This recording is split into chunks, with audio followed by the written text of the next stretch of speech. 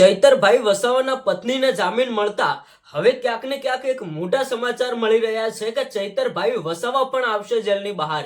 મિત્રો, ચૈતરભાઈ વસાવા એમના પત્ની અને જે બીજા 7-8 લોકો હતા એમાંથી ક્યાંક ને ક્યાંક ચૈતરભાઈ વસાવાના પત્ની અને 7-8 ખેડૂતોને ભાઈ જામીન મળી ગયા। તે લોકો જેલની બહાર પણ આવી ગયા। હવે આ ગુનો બધા ઉપર નોંધાયેલો હતો કે 7 વર્ષની સજા આટલા લોકો જે હતા એ બધા લોકો ઉપર ક્યાંક ને ક્યાંક આ 7 વર્ષનો ગુનો નોંધાયેલો હતો।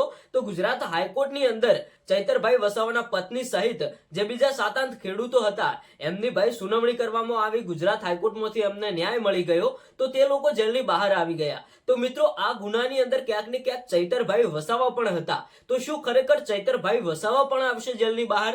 તો હા મિત્રો, અત્યારે હાલ જે મોટા સમાચાર મળી રહ્યા છે, આજનો આ વિડીયો તમે પૂરો સાંભળતા જજો, કારણ કે આ ગુનો ભાઈ કેવો હતો 2023 ની અંદર ચૈતરભાઈ વસાવાએ ક્યાંક ને ક્યાંક ફોરેસ્ટ અધિકારી લોકો સાથે હાથાપાઈ કરી હતી અને હવામાં ફાયરિંગ કર્યું હતું। એવો કંઈક ગુનો ચૈતરભાઈ વસાવા એમના પત્ની અને જે બીજા 7-8 લોકો હતા એમના ઉપર નોંધાયો હતો। તો આ બીજા લોકો તો છૂટી ગયા, તો હવે ક્યાંક ને ક્યાંક ચૈતરભાઈ વસાવા પણ આવશે જેલની બહાર।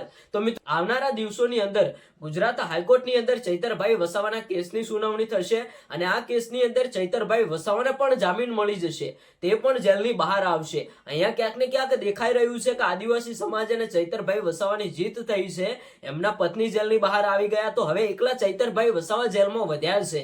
આવનારા દિવસોની અંદર ચૈતરભાઈ વસાવા પણ જેલની બહાર આવી જશે। આ મુદ્દે તમારું શું કહેવું થાય છે કે ચૈતરભાઈ વસાવા જે આદિવાસી સમાજના હક અને અધિકાર માટે સરકાર સામે, પોલીસ સામે જે લડત લડે છે એમાંથી ક્યાંક ને ક્યાંક ચૈતરભાઈ વસાવાને ન્યાય મળ્યો છે?